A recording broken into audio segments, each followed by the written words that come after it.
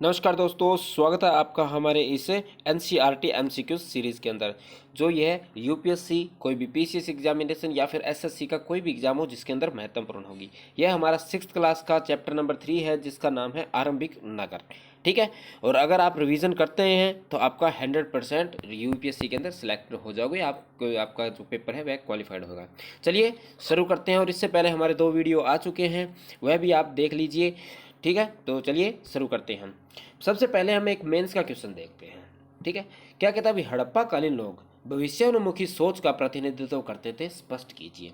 यानी जो हड़प्पा कालीन के जो लोग थे वह किस प्रकार अपनी जो सोच, उनकी जो सोच थी किस प्रकार जो भविष्य को देखती थी, यानी भविष्य में हमारी जो किस प्रकार की हमें दिक्कतें ना है, इस प्रकार वर्तमान में भी ऐसी सिचुएशन यानी ऐसी कुछ निर्माण कर ले।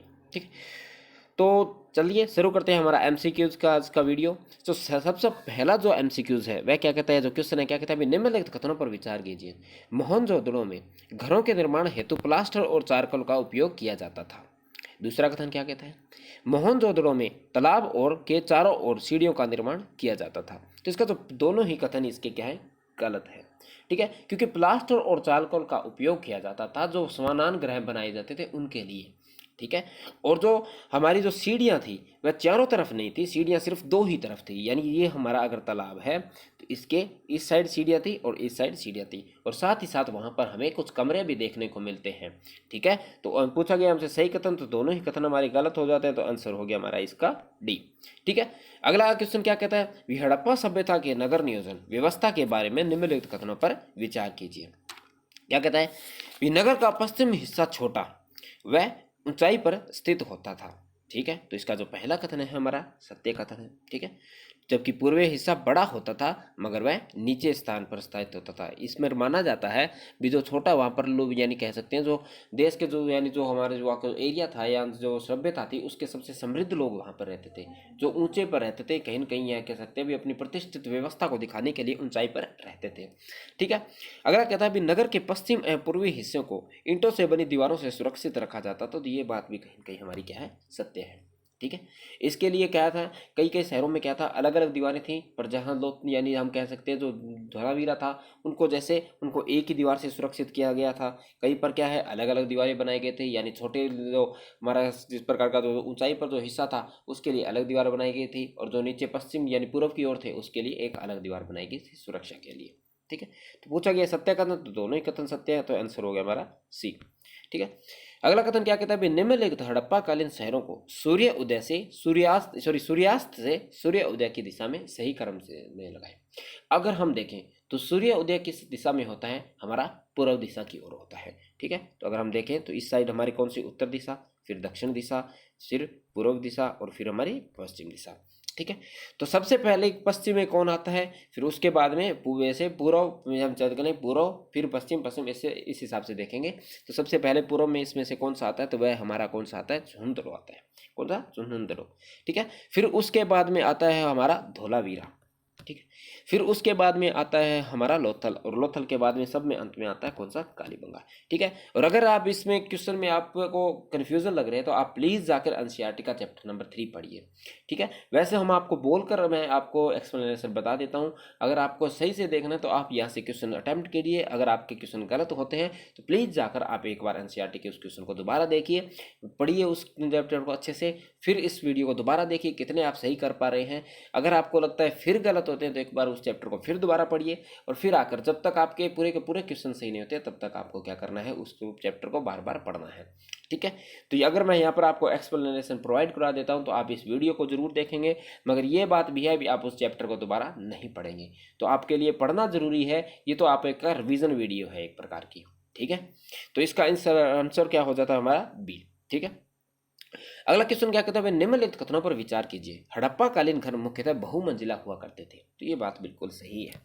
ठीक है, अगला क्या कहता है, हड़प्पा कालीन प्रत्येक घरों में कुएं का निर्माण का करवाया जाता था, तो ये कथन हमारा गलत हो जाता है, क्योंकि यहाँ पर स्नान गृह तो प्रत्येक घर में मिलता था, मगर जो कुएं थे वह कहीं कहीं घरों में मिलते थे, यानी कुछ घरों के अंदर कुएं मिलते थे और कुछ घरों के अंदर कुएं का निर्माण नहीं मिलता था। ठीक है, जबकि स्नान गृह था, शौचालय था, ऐसी व्यवस्था लगभग हर घरों में मिलती थी। ठीक है। तो पूछा गया है सही कथन, तो सही कथन कौन सा है? केवल और केवल एक। तो आंसर हो गया हमारा ए। ठीक है। अगला क्वेश्चन क्या कहता है? निम्नलिखित कथनों पर विचार कीजिए। हड़प्पा कालीन पत्थर की मोहरों में सामान्यतः शासकीय पहचान की उत्कीर्ण होती थी। तो इसका जो पहला कथन है बिल्कुल गलत है, क्योंकि हम हड़प्पा कालीन जब भी पढ़ते हैं तो हम यहाँ ये मानते हैं कि वहाँ किसी प्रकार का शासन विशेष का प्रतिनिधित्व नहीं था, लोग सामूहिक रूप में रहते थे।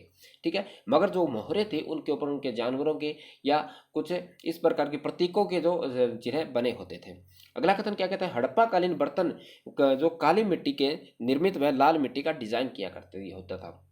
इसका जो दूसरा कथन है वह भी गलत हो जाता है, क्योंकि ये उल्टा हो गया है। उनके पत्थर थे लाल मिट्टी के थे और उन पर काली मिट्टी का क्या करता था? डिजाइन किया जाता था। ठीक है। तो पूछा गया सत्य है, तो सत्य नहीं है, दोनों ही कथन हमारे गलत है। तो आंसर हो गया हमारा इसका डी। ठीक है। अगला क्या कहता है? निम्नलिखित कथनों पर विचार कीजिए। मेहरगढ़ में हड़प्पा कालीन समाज कपास की खेती किया करते थे। तो ये बिल्कुल सत्य बात है। ठीक है, क्योंकि वह कपास की खेती से परिचित थे। ठीक है, मेहरगढ़ के अंदर। अगला क्या कहता है? हड़प्पा कालीन सभ्यता सूत कताई की कला से भी सुसज्जित थे। तो ये कथन भी हमारा कहीं ना कहीं सत्य है, यानी कपास की खेती करते थे, उससे वह सूत बनाते थे और सूत से वह क्या करते थे? सूती कपड़ों का निर्माण करते थे। ठीक है। तो पूछा गया सत्य कथन, तो दोनों ही कथन हमारे सत्य हैं। तो आंसर हो गया हमारा सी। चलिए नेक्स्ट क्वेश्चन पर क्या कहता है? हड़प्पा कालीन सभ्यता में जो फर्न ठीक है शब्द मुख्यतः प्रयुक्त किया जाता था। इसको फर्न भी या इसको फ्रेनेस भी कहा जाता है, जिसके इसको बोलते हैं ये फ्रेंस। ठीक है, फ्रेंस भी इसको कहा जाता है। तो ये क्या था? एक प्रकार का ये शब्द किसके लिए उपयोग होता था? तो ये किया जाता बर्तन बनाने की कला के लिए इसे उपयोग किया जाता था। ठीक है। तो यानी बर्तन किस प्रकार से बनाए जाते हैं, यानी एक प्रकार से जो सांचानुमा में बर्तन बनाए जाते थे, तो उसकी जो कला थी उसको क्या कहते थे? फ्रन या फ्रेंस नाम भी दिया जाता था। साथ ही साथ इसके साथ चूड़ी बनाने के काम, ठीक है, मनके बनाने का काम किया जाता था और छोटे छोटे बर्तन भी इससे बनाए जाते थे। ठीक है। अगला जो क्वेश्चन क्या कहता है? निम्न को सही सम्मिलित कीजिए। एक तरफ दे रखा है कच्चा माल और दूसरी तरफ स्थान, यानी कौन सा कच्चा माल किस स्थान से मंगवाया जाता था। तो सबसे पहला जो तांबा कहाँ से मंगवाया जाता था? तो तांबा हमारा मंगवाया जाता था कहाँ से? राजस्थान से। ठीक है। तो ए का तीन किसके अंदर है? केवल और केवल बी के अंदर है। तो आंसर हमारा हो जाता है बी। ठीक है। आगे है टीन कहाँ से मंगवाया जाता था? तो टीन मंगवाया जाता था ईरान और अफगानिस्तान से, ताकि तांबे के अंदर टीन का मिश्रण करके कांसे का निर्माण किया जा सके। ठीक है। तो आंसर इसका मतलब टीन का जो आंसर कौन सा हो गया? ए। ठीक है। तो ये हमने उत्तर देख लिया, यानी बी का कौन सा है? ए। अगर यानी एक। अगला कहता है सोना कहाँ से मंगवाया जाता था? जो कर्नाटक का जो क्षेत्र था वहाँ से हम सोने का निर्यात यानी आयात किया करते थे। साथ ही जो बहुमूल्य पत्थर थे वहाँ कहाँ से मंगवाए जाते थे? गुजरात से मंगाए जाते थे। ठीक है। यानी जो बहुमूल्य पत्थर थे वह कहीं ना कहीं जो सजावटी सामान थे उनके लिए उपयोग होता था, और साथ ही साथ जो शासकीय लोग थे अपने प्रतिनिधित्व दिखाने के लिए कुछ महंगी महंगी वस्तुएं अपने पास रखा करते थे। अगला कुछ है निम्नलिखित कथनों पर विचार कीजिए। क्या कहता है? बेर, गेहूं, कपास और सरसों हड़प्पा कालीन लोग किन किन की कृषि किया करते थे? तो हम जानते हैं ये तीनों ही चीज़ थी जिनके बारे में वह क्या थे, यानी चारों ही चीज़ थी जिनके बारे में हड़प्पा कालीन लोग थे क्या थे? वह परिचित थे। ठीक है। तो पूछा गया सत्य कथन, तो हमारा कौन सा है? सिर्फ डी, सॉरी ए आंसर, यानी चारों ही कथन सही है। अगला क्वेश्चन है यहाँ स्वच्छ जल एवं उपजाऊ भूमि मिलती है, यहाँ बांधों के निर्माण के साक्ष्य मिलते हैं।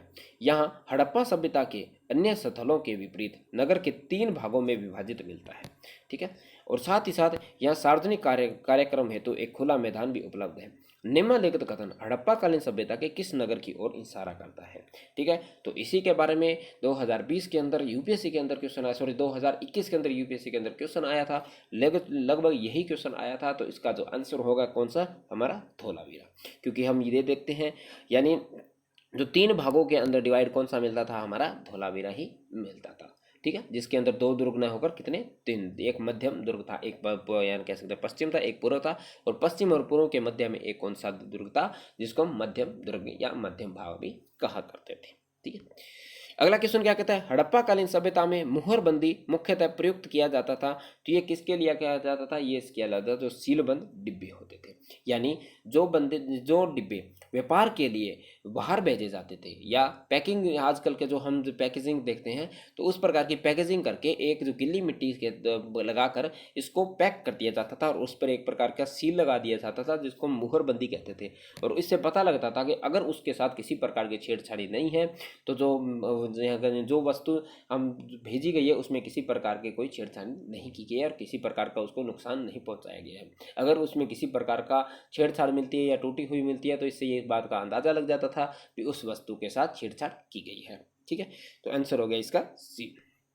तो इस वीडियो में इतना ही। अगर आपके लिए वीडियो हेल्पफुल होती है तो प्लीज़ आप चैनल को सब्सक्राइब कर लीजिए, साथ ही साथ आप वीडियो को शेयर भी कर दीजिए। ठीक है, और अगर आपके क्वेश्चन गलत हो रहे हैं या आपको कुछ कन्फ्यूज़न है तो आप एक बार जाकर चैप्टर नंबर 3 जरूर पढ़िए। अगर किसी किसी बुक में ये चैप्टर नंबर 4 दिया हुआ है तो आपको ये चैप्टर नंबर 4 के अंदर भी मिल सकता है।